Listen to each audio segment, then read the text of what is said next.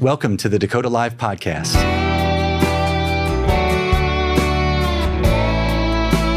I'm your host, Robert Morier. The goal of this podcast is to help you better know the people behind investment decisions. We introduce you to chief investment officers, manager research professionals, sales leaders, and other important players in the industry who will help you sell in between the lines and better understand the investment sales ecosystem. If you're not familiar with Dakota and their Dakota Live content, please check out dakota.com to learn more about their services. Before we get started, I need to read a brief disclosure. This content is provided for informational purposes and should not be relied upon as recommendations or advice about investing in securities. All investments involve risk and may lose money. Dakota does not guarantee the accuracy of any of the information provided by the speaker, who is not affiliated with Dakota. Not a solicitation, testimonial, or an endorsement by Dakota or its affiliates. Nothing herein is intended to indicate approval, support, or a recommendation of the investment advisor or its supervised persons by Dakota. Today's episode is brought to you by Dakota Marketplace. Are you tired of constantly jumping between multiple databases and channels to find the right investment opportunities? Introducing Dakota Marketplace, the comprehensive institutional and intermediary database built by fundraisers for fundraisers.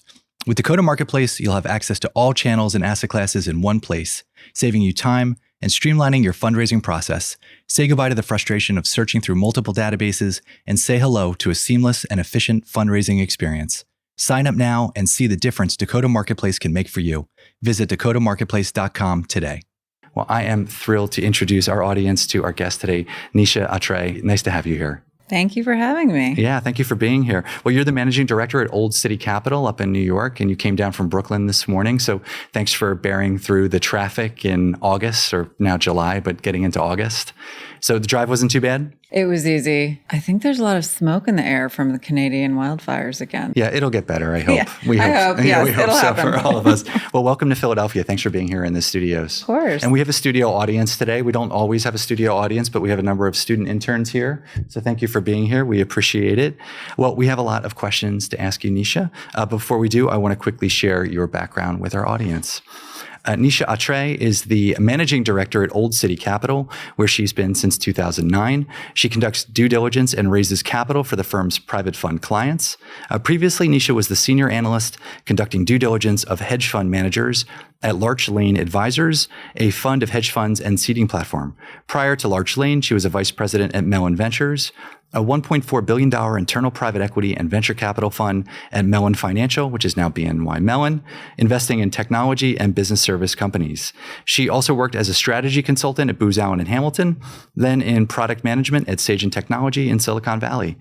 Nisha serves on the board of advisors for the School of Visual Arts, New York, and is a co-founder of the nonprofit Drop-In Coalition. She graduated from Harvard with a bachelor's degree in Earth and Planetary Sciences and Columbia Business School with an MBA. And finally, and most importantly, Nisha lives in Brooklyn, where she spends her time with her family. So thank you for being here. We appreciate it. Yeah, no, what an introduction. What a nice introduction. It's always fun to hear your biography read. Sometimes it's not fun. Yeah, sometimes you realize how long you've been in the game. Yes. When people say the young people and our studio audience, when I reference, in 2000, this is what was happening. You can see their eyes sort of, get really wide. But I am proud of the amount of time that I've been working and spending time as in the business world. Yeah, and really interesting background. We normally interview asset allocators. As I had mentioned to you, now and again we bring in salespeople to really help balance out what is going on in the market from a distribution perspective. We get a lot of expertise from the Dakota sales folks, but it's very interesting in terms of your background because you've been on both the sales side and the allocator side. So having that hybrid background is really fascinating. We know it's going to be interesting for our audience, so we appreciate you being here. But I always like to start with the beginning. So what do people with degrees in Earth and Planetary Sciences typically do after graduating from Harvard? I was actually just telling my colleague who I've worked with for 10 years yesterday that I was coming down to this and that one of the first questions would be about Earth and Planetary Sciences. And she said, I didn't know you majored in Earth and Planetary Sciences. So it's not something I lead with. But what do people typically do? Well, nowadays it's very different in terms of, young people graduating with environmental sciences degrees. There's a lot of opportunities in green building and research and working on climate change. But back then, when I graduated in 1995, it was actually a very small department. Out of 1,600 undergrad, graduates, I want to say it was like 15 or 20 of us were graduating with that major.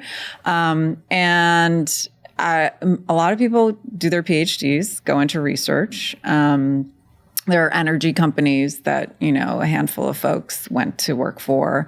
You go off site and, on site on like the equivalent of digs and, find energy sources, et cetera.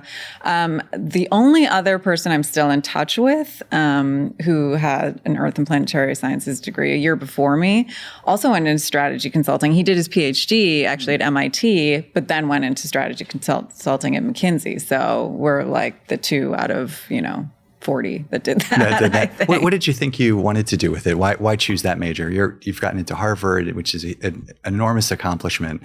But you decided with to go towards the environment, or at least the Earth and Planetary Sciences angle. I don't know if this is still the case, but at the time, and this was 1991 when I was a freshman in college in 1992, you had to, at least at Harvard at that time, you had to declare your major in your freshman year, actually. Most colleges, you have to declare sophomore year.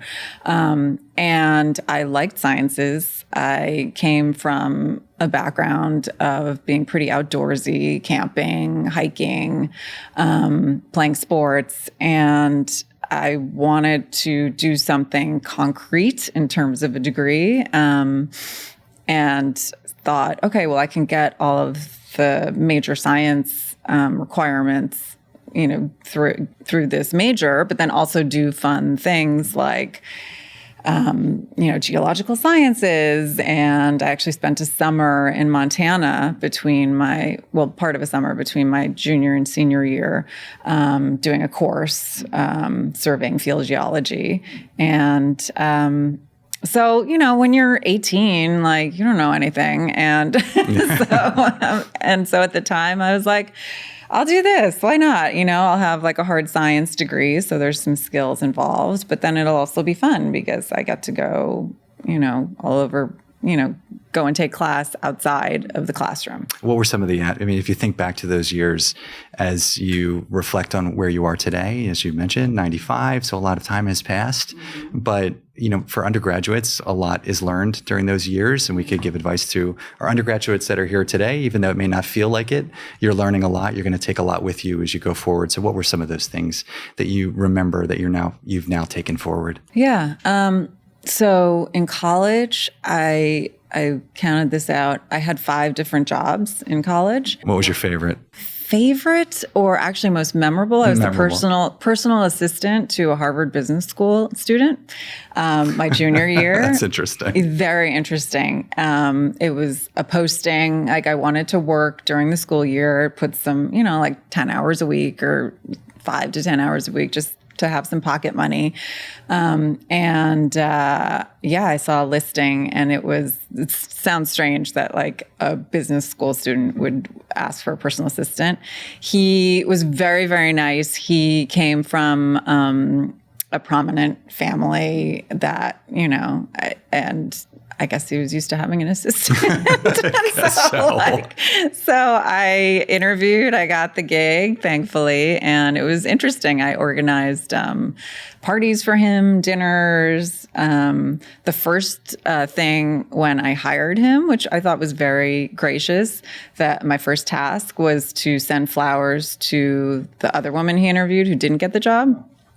Courteous. Yeah, it's very courteous. So anyway, that was memorable. So undergrad, going back to undergrad, the coursework was interesting. The social aspect was great. My lifelong friends are from those times. But then I always was working. Like, I always, felt like I want to work, and I had internships every summer, and then, a job my junior year and a job my senior year as well. After graduating, you did consulting and technology, and then you decided was that a pivot to get to your MBA? I think I wanted there were a few reasons. I wanted a graduate degree. I felt like, oh, this is what one does, get a graduate degree, right? I mean, it costs money, obviously, but, I was thankfully able to manage it. But in all honesty, there were 2 years, which in your 20s is a lot of time. Now 2 years is like whatever. But I went on a project when I was at Booz Allen Hamilton. I wanted to work overseas. So I requested to be on a project overseas. I got placed on a project in Switzerland, which was great. So I spent the better part of a year there.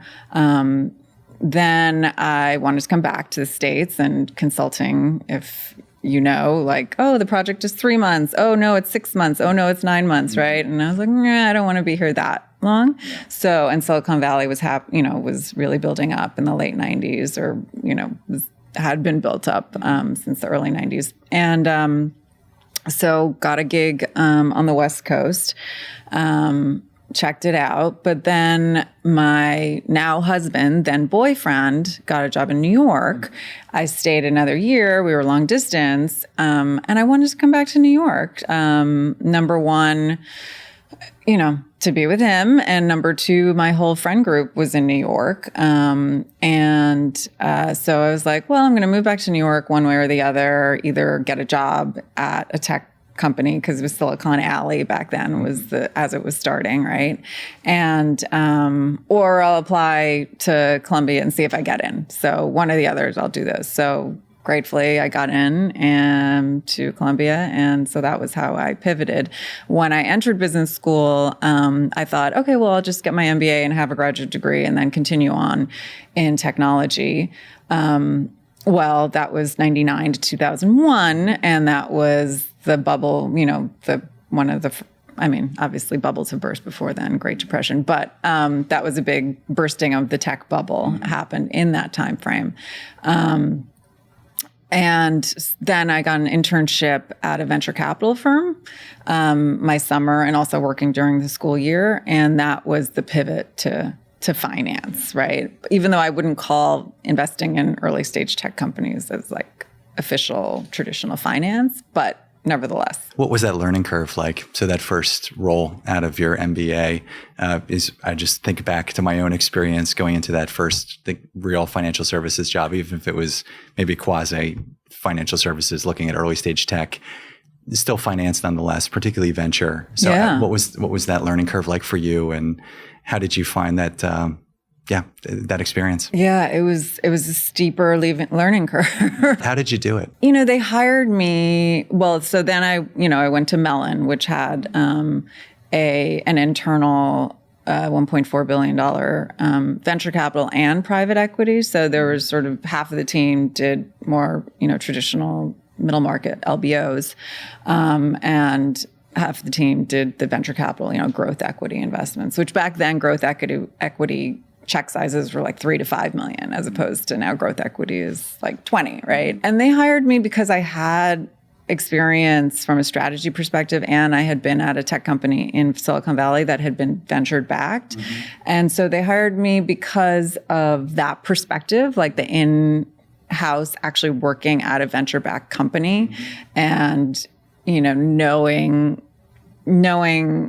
the strategy, the sales, the marketing aspects. So when we were meeting with companies to evaluate an investment, I could speak a little bit like a peer-to-peer as opposed to an outside financier, right?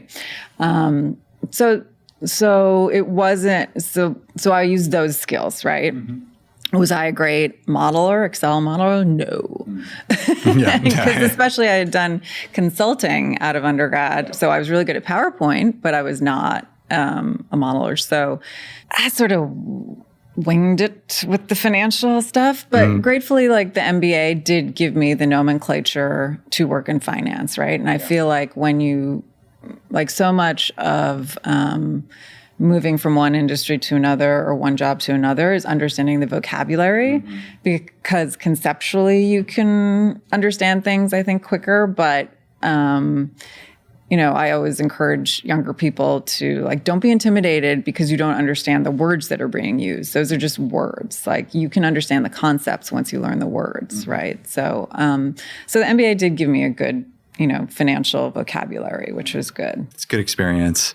And when you did make it over to Large Lane, so you're doing hedge fund due diligence. So what was that process like? So now you're looking at asset managers evaluating best in practice characteristics, for allocations. We speak to a lot of allocators. I know this was all pre-financial crisis, and a few years back, you've had a lot of success with Old City since then. But if you think back to those days, it was quite difficult to discern alpha from beta during those pre-financial crisis years, particularly in the hedge fund community. It seemed like everybody was on the rise. So what were some of the things that you were looking for in asset managers back then that you can remember that have carried forward with you as you're working for an asset manager today? So I joined, I thought it must have been 04, 05, right? So there was still alpha. I mean, it wasn't like 06, 07, right? So 04, 05, there was still like, okay, how can you produce alpha? The Large Lane at the time had a lot of fixed income arbitrage. That was the history of hedge funds, right? It was arbitrage, right? Merger arb, convert arb. Statistical was just starting, stat arb was just starting to take off or, be invested in. So there was absolutely alpha in the arbitrage strategies. I know one of the reasons that Large Lane hired me was because I had this equity knowledge, right? So having been an investor in, venture capital, which is equity in a company, being able to talk about like, okay, well, what are the good profit margin rates that we should expect, or, why is the CapEx here, and like understanding the P&L and balance sheet and cash flow statement of an operating company was helpful to them, since the principals had a lot of arbitrage and, fixed income experience and kind of complicated securities knowledge. So, looking back at it, we were investing in alpha at the time, and then 06 and 07 happened. And yes, there was a lot of beta. But what I learned from it, the head of Large Lane, his name is Mark Jurish, and he was a pioneer in the industry. He worked for Paloma in the 80s and 90s, which, started a lot of the, big hedge funds. It was a seeder of many of the hedge funds. Just honestly being around him, learning through osmosis to a degree, but he had high integrity.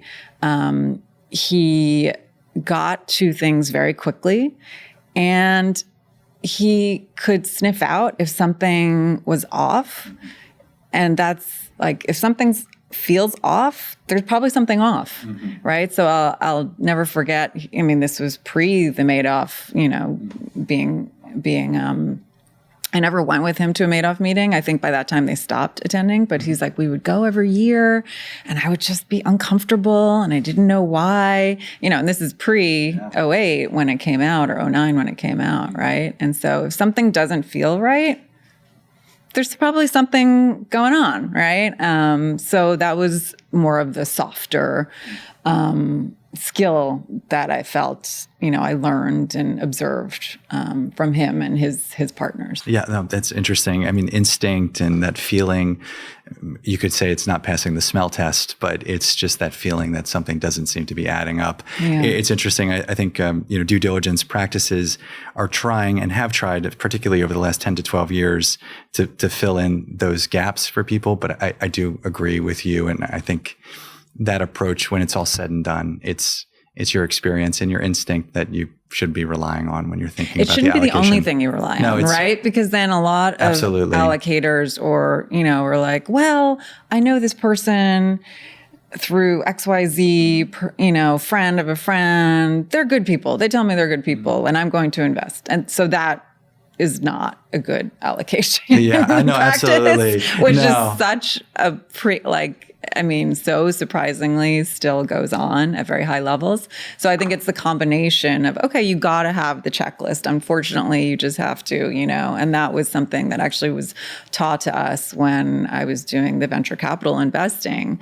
We had these training sessions where it's like, you got to do like the pilot checklist, right? Don't be just an art critic, be both an art critic and a pilot. So do the checking the box as well as getting a feel for things, the softer things. Absolutely. Yeah, the qualitative and the quantitative. It's interesting. We've heard from a few allocators, at least since we've started this show, introducing more character science analytics. So thinking about the founder, particularly early stage and emerging managers. So getting a sense of who they are. So looking at things like integrity, compassion, those virtues that are more difficult to quantify. But you're absolutely right. Balancing the two is important. It sounds like you were able to take a lot of experience from that time. Absolutely. So you took that to Old City. So congratulations again, Old City Investment Partners. It's been 13 years. 14. 14. Okay. Coming up. I'll check my math. That's good to know. Tell us about Old City and your role with the firm. Yeah. So super lucky to have joined at the end of 2009. I actually, I can go into how I feel like it's sort of informative how I moved to Old City. Oh, absolutely.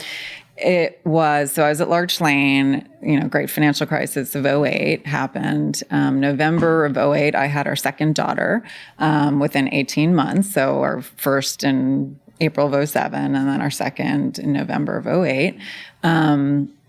And that was busy. And I can imagine. 2008 was really crazy. Right? And it was calls at midnight, like call every fund, where are they custodying, like crisis, and like the financial system felt like it was going to fall apart. Like obviously COVID was insanely horrible and, disruptive disruptive doesn't, describe it enough. I will just say 2008 was really unsettling because you really felt like the economy might not hold up. So I asked, Larch Lane, can I take longer than the 3 months of maternity leave? Would you be open to that? Things are kind of insane, both work-wise, and home. And, my husband was working at a hedge fund. And so, gratefully at the time that was financially we could swing it for a shorter period of time. So they said, yeah, sure. Like call us, when you want to, come back, and like, we can't, put you on official leave, but like, we'd love to talk about hiring you back. Well, so summer of 2009, I'm like, okay, I would love to come back now. It's been, a little bit longer. And they're like, unfortunately, we cannot do that. We're in hiring freeze mode because it was, the crisis. 2009, yeah, right? Absolutely. The crisis. So it's like everyone talks about like 2008 was the crisis, but like there was a hangover for like 4 or 5 years, right? Absolutely. Anyway, I connected with Seth Damsky, who's the founder of Old City Capital, through actually a college. We were of the same class at college at Harvard, but didn't know each other at an event, some school event, and started working for him at the end of 2009. And Old City has both a small buy side and, the sell side of the third-party marketing and placement. But when I joined, it was just Seth, and he had this buy side fund of fund with capital from a couple of families, and he said, join. Would you be the director of research? Help manage that fund of fund. That'll free me up to do more of, the sales work. And then for upside potential, if you wanted to work on the sales side, then that's something you can do, right? So I thought like, okay, well, this will just keep my, toe in the water. And like, this is great. I like Seth. This is interesting concept to me to start, thinking about doing sales. Because as a female in the business, I do feel like, and as an allocator had been for 10 years, like how do you measure investing in a manager if it's a team effort, right? How do you get quote unquote credit for a team effort, right? And I love teams. Like I played sports, pretty seriously in high school and into college. But as a young female, it's not always given to you, right? Credit. So the sales side of it was like, okay, well, if I raise $10 million, that's a number, right? And that's why I kind of was attracted to finance, because of the numbers, and like, you cannot argue with numbers, okay, well, we're an investor as well. Do you have a team who's doing that due diligence on those managers, or is it all of you? Yeah, it's all of us. There's like one person who's, that used to be me, right? And then around the 2014 timeframe, I, luckily was able to say, like, could I just spend 100% of my time on the marketing aspect. But, I always have the research hat on, having done it for 10 years. So yes, one of our team members is the responsible person, but we all meet with managers and have opinions and due diligence. And so. How do you source those managers? I mean, it's a key to the business, right? Is finding good, quote unquote, product. It is maybe the most important thing. So we're always looking. We have something called blue chip meetings, right? That's what we call our, managers, and weekly, right? Like, who are we going out to? Who are we, we talking to? Are we going to events? Are we getting referrals? Like, always ask for referrals. It's sort of just part of the culture. And having the weekly meetings gives us,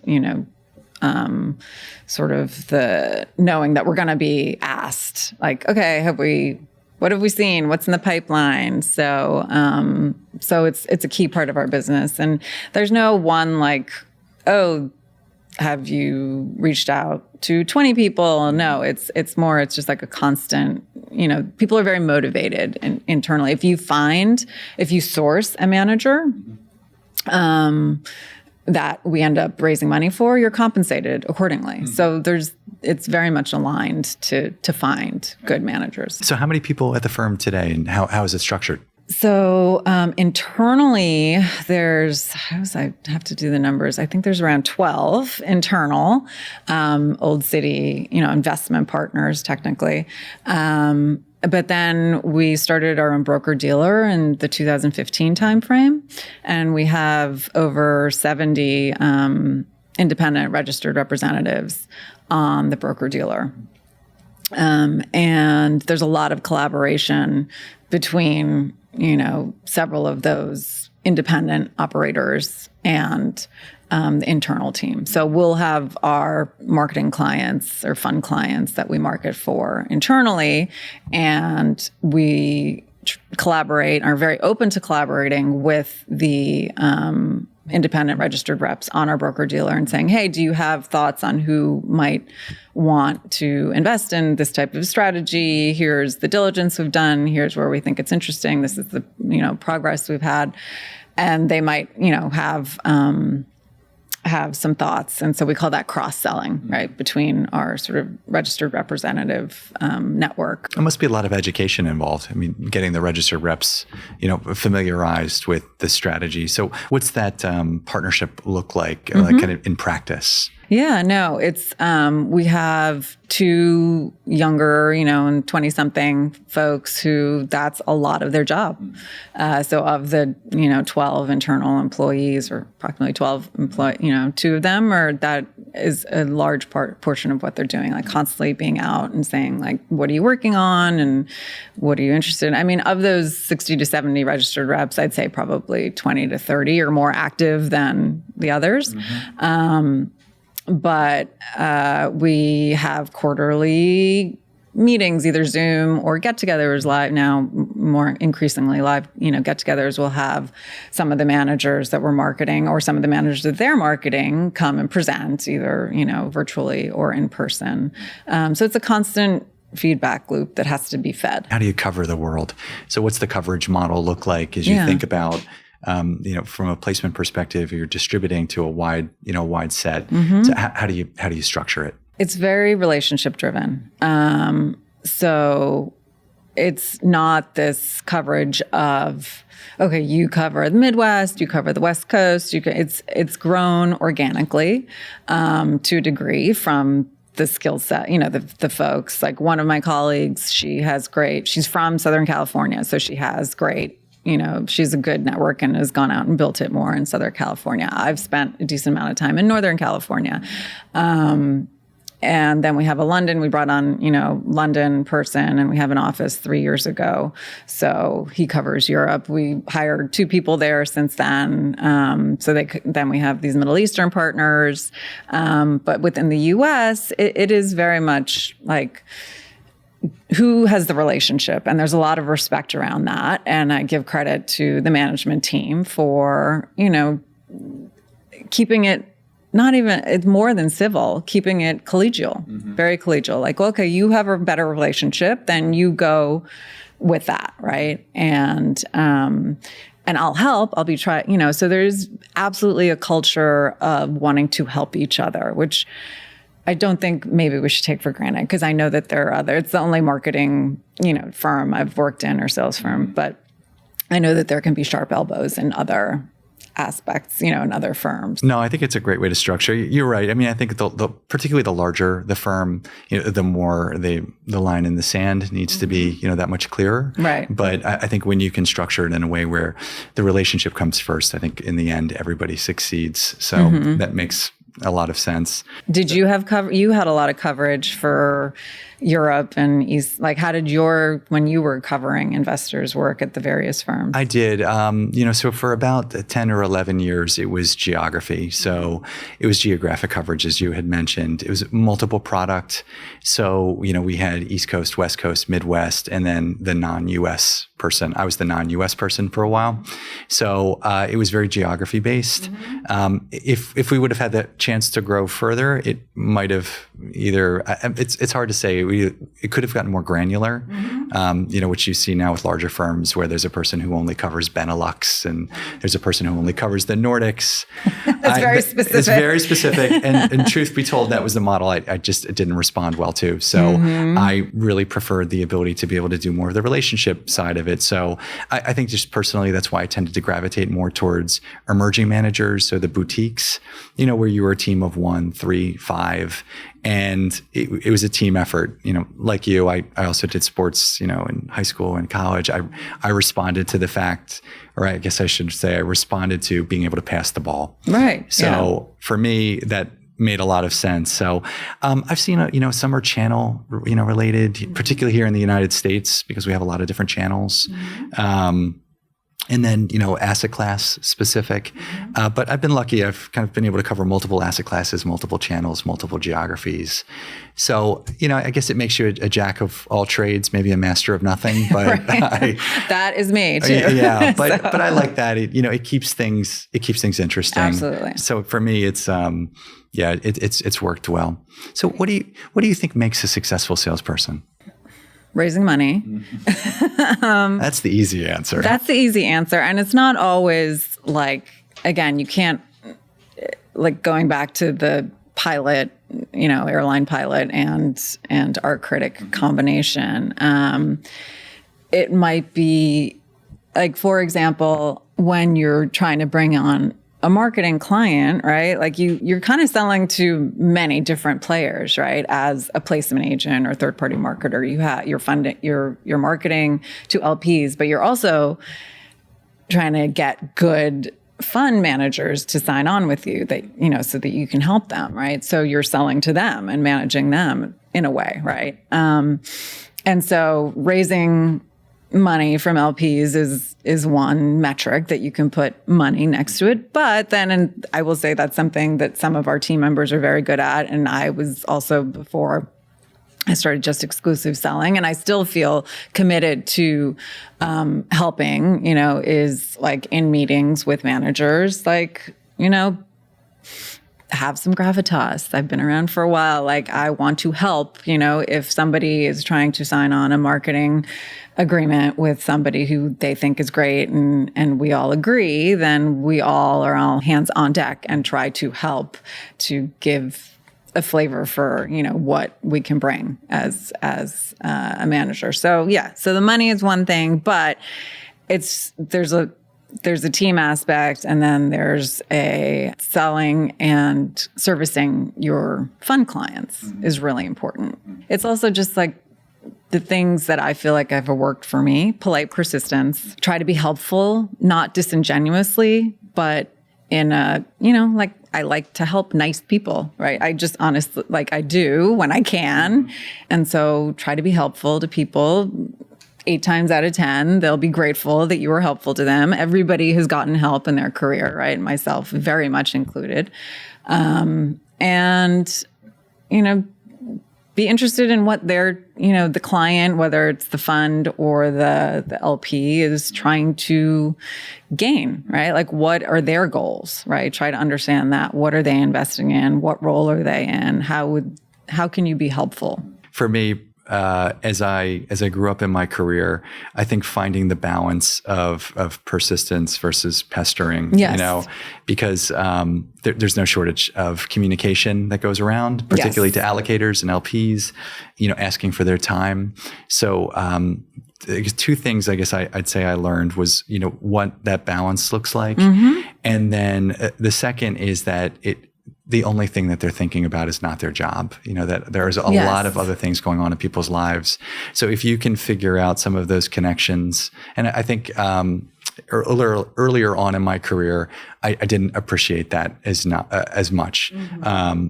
So just talking about this podcast, sitting here with this team, one of the reasons that the genesis of this took place was to better understand the people, what they are, who they are, what they're dealing with, I should say. Mm-hmm.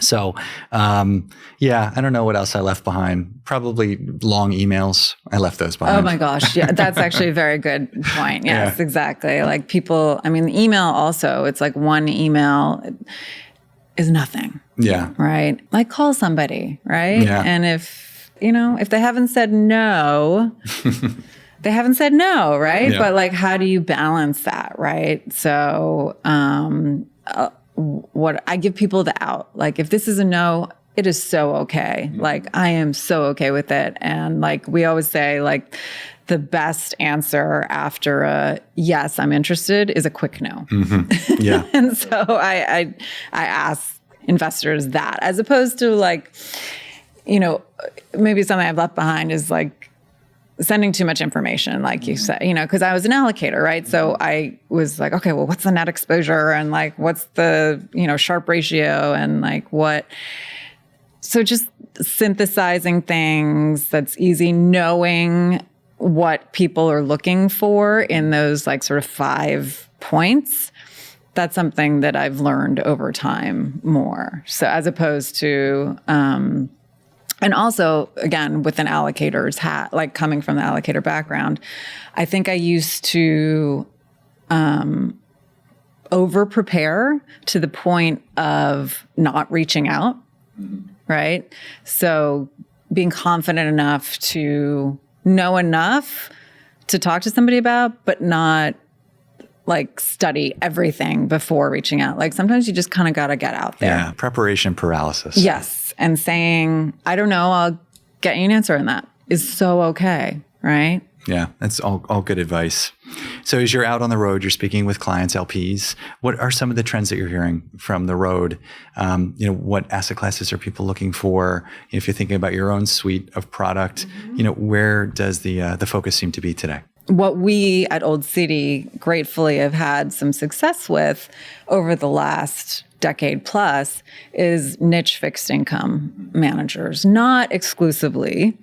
But when I look back on that and pairing it together with the incredibly low interest rate environment that we've had until recently, since the great financial crisis, we've had success with fixed income managers who are able to get you a 10 to 12% annualized return, which, whoa, Herculean when like the interest rate is 0, right? Mm-hmm. That's very different now in the last 15 months, right? So with interest rates spiking and maybe that'll be tempered now, right? But I harken back 2006. I will never forget. Was my first bonus that I could actually put into a savings account, right? Yeah. Where it was like, oh, there's not like buying a house or like renovating or whatever, like, wasn't something, okay, when money came in, that had to go obligations out right away, right? But 2006, my e-savings rate at Citibank was 6.25%. All right. And so, but there are people who have like long-standing careers. If you came out in 2007, you've been working for, 16, 17 years, right? And they have never seen interest rates like that, right? So it's definitely a shock. And and then the Silicon Valley banking, bank crisis that occurred in March, like that just happened, and like that was a big deal. And I feel like, did we process that? I don't know. Yeah, I don't know. It's so funny. I was just talking to someone about that because I think we're getting past things almost too quickly because we've been through a lot the last 4 or 5 years, to your point with COVID. We were all living indoors for 3 months, using Lysol wipes on our grocery bags. And now, you had like toddlers. Yeah, oh my God. Exactly. So it's very, I think considering what we've all been through, we have some students in the studio. I would love to hear how they went through that, particularly in high school. So it's, it's interesting. I think a headline or one of the articles I saw in the journal maybe last week is the financial crisis. Is that financial crisis over? Because no one's talking about it. Investors are, but the broader world isn't. It's interesting to hear that. It seems like it was a hot trend, I guess, if you will, not a trend, but thinking about what to do about that. Yeah. And now it's okay. Let's get back to reality. Well, I mean, like a total random segue, but when you said like we process things too quickly, there's so much content. Right? Like, and I'll never forget, again, there was this conversation I had, this in 1992. I was on the train from Amtrak, on an Amtrak train from Boston to New York. I don't know, I was coming home for Thanksgiving or something. And I was reading a novel, a Barbara Kingsolver novel. There was this older man, older gentleman, probably in his 70s, sitting next to me. And he's like, I just love seeing young people reading novels. Can I tell you that I think one of the scourges of society is the daily newspaper. There is too much information out there that people are not sitting and thinking about things. That was the daily newspaper, right? Because in 1992, there was no, right? That's right. And I never forget that, because now it's like the daily newspaper is like an antiquity, right? It's so... If you can even find it. Yeah, there's just always something new coming at us. So back to the investment question. I would say a couple months ago, things felt very quiet in terms of LPs. And speaking to friends who were allocators or, just allocators, it was, you can get 5% on cash right now, 4 and change, right? I'm going to kind of sit for a little bit, right? And again, a couple months ago, like there probably will be a recession, like Q1, and then Silicon Valley Bank happened, and like, okay, we're definitely having a recession. Well, things are loosening up a little bit, right? So the economy is a little stronger, jobs are okay, like recession, we might have a soft landing, right? So now there is a little more activity. And again, we have these, clients who are more niche fixed income. We definitely have equity clients as well, but that's sort of been our bread and butter, our like core, core asset raising and investing success, and not just the asset raising, but the actually delivering returns, right? Which is the ultimate goal. And so that's picked up again. Or is it okay to return 9 to 12%? No. You got to get back up to, I don't know if you remember, but when you used to ask even post-financial crisis for a while, well, what's your target return? 15%. Like that was like the, like at least in alts, that was always the like, the bogey, the standard like answer. But that, I think you need to show that now, that you can actually get to that. If you're going to lock up money, and for multiple years or for even a few years, you have to show, because you can get high yield credit for 9 to 11% now, right? And sell it in a second. So I think there are absolutely the opportunities to do that, especially in distressed credit, lending, what's happening with the banks and the commercial banks. They're not lending as much, right? So you can have private lenders come in, and now you're getting, okay, yeah, I can get to 15 to 17%, but that's necessary because interest rates are, so much higher, right? So the spread is almost equivalent from what it was, right? Well, you kindly shared your experiences as a woman in this industry. So as you, have the opportunity to speak to younger female professionals coming into investments, what's some of the advice that you would give them as they're thinking about a career in investment services from your own experience? So there's actually, I can speak of a specific example of this young woman who I've known since she was a toddler. She used to be our neighbor, and we both moved away. So our families moved, away, but have remained in touch. And she is now graduating from Kenyon College. She just graduated from Kenyon College, and she got a job at JP Morgan in London, which I think is amazing. And I think she's in the strategy group. And,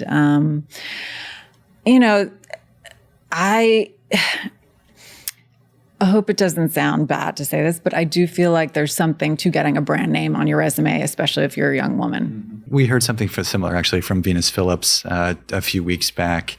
That feeling of really having to show that you've earned it, you've achieved it, and the brand name was inferred in that conversation. Right. So that it makes a lot of sense. Yeah, I mean, so if you can do a program, even if it's not your passion, right? Like for a couple of years, I know 2 years when you're 20s. 23 seems like forever, but it's not forever. And like, you'll get through it. And if you want to do something entrepreneurial later, great. And especially going into finance, or asset management or sales, what have you, getting a brand name can matter. Maybe it's not your first job. Maybe you don't, but like trying to get, I just know that the cycles now are so early. And I think people are surprised, like, offers for next summer were given out last spring, right? And so as opposed to me, when I was looking for a summer internship, it was like March, like, oh, maybe I should like send my resume out to some float. I was a lifeguard on the beach, so I wasn't interning anywhere. Right. But I know you're right about real life lessons. Real life lessons. But no, but a very different way to approach your career. Yeah. And I mean, I wish there were more women and underrepresented minorities in senior places, senior roles. I hope that it happens. I don't see it happening on grand scale yet. And I'm disappointed by that. But I think there's potential. So what I would say to a young woman is like, try to get to a place where there's some women and maybe some underrepresented minorities, if you can do that, because you can, if you see it, you can be it. That's like a corny, saying, but you feel like I could do it, right? Like there's potential for me to do it. Any mentors that helped you with some maybe similar advice? Definitely the folks who gave me my jobs, right? Like, so Mellon, I was hired. I know there were a lot of people who applied for that job. So that was in 2001. And I'm super grateful that I, even just got hired, right? So that was, run by a white guy, but he hired me, right? So it's not always like, oh, only a woman is going to look out for you, or only like, it's, there can be mentors that aren't necessarily like your profile or your demographic. And so I'm super grateful for that. And then absolutely in Larch Lane, the principals there. And then, at Old City, even though Seth, our founder, is my peer, he absolutely was an amazing, trainer, quote unquote, to me of selling, right? There's another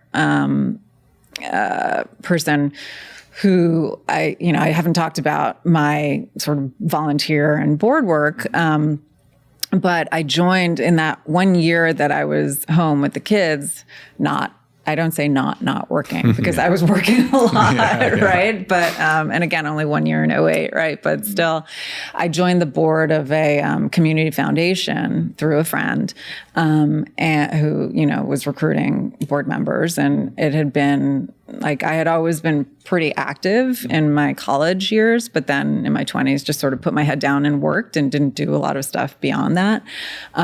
So it was like, able to put my head up, sort of take not a breather, but like look at other things besides just like working, and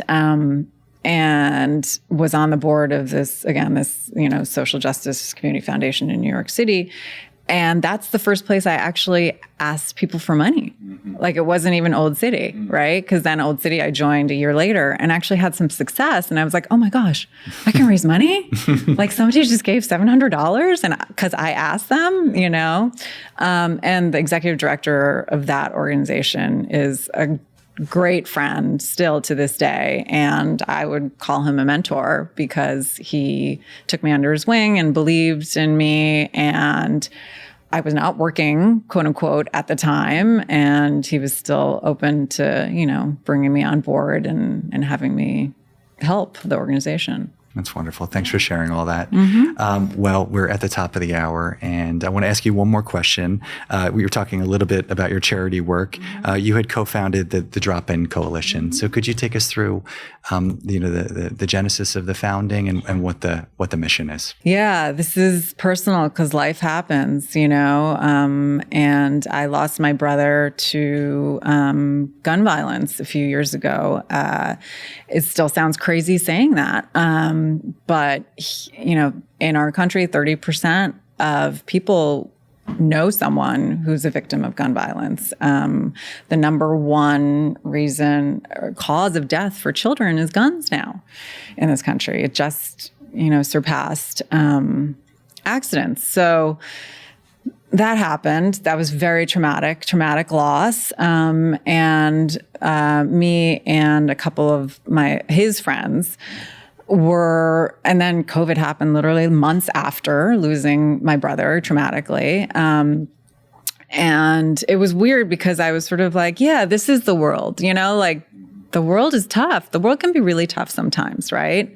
But like, what do you do with it once it's in your lap, right? So I constantly ask myself that, okay, like this happened. People will lose people. Always, you will have some sort of difficulty in life. Like that is a guarantee. It doesn't have to be this, but it could be something else.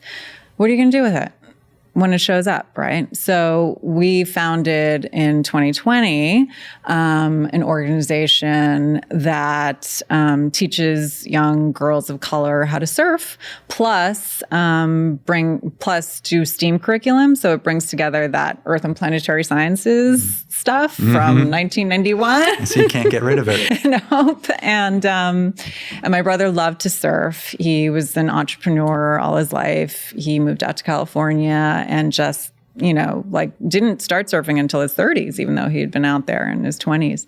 And he went out there for mountain biking first. And then also he was a technologist. And so taking on the ocean and being physical for me, again, as an athlete, as a girl, was incredibly empowering and built up my self-confidence. And there's studies where, I forget the exact number, but I think like the vast majority of women who are in senior roles in business have some sort of athletic background, because it is like, I can do this, and it's hard and you got to get up and practice and you got to, figure out how to work with teams if it's a team sport. I mean, surfing is not, but nevertheless, you're kind of in communion with the ocean. So it is a team sport with the ocean.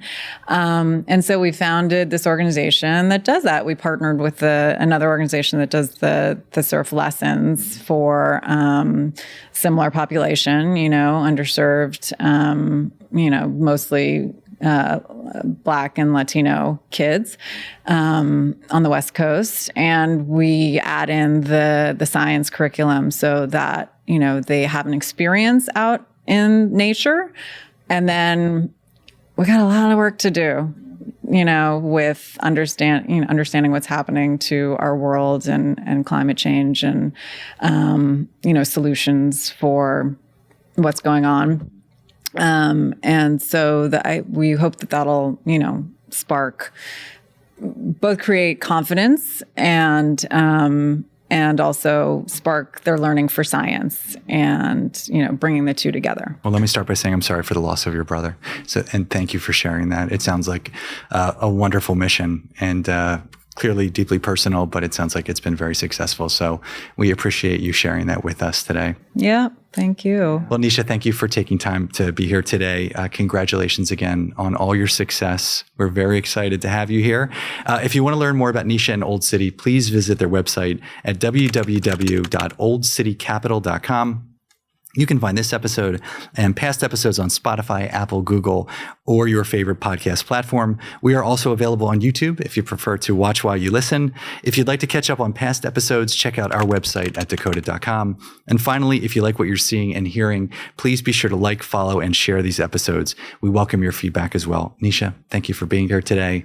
And to our audience, thank you for tuning in. Don't say goodbye.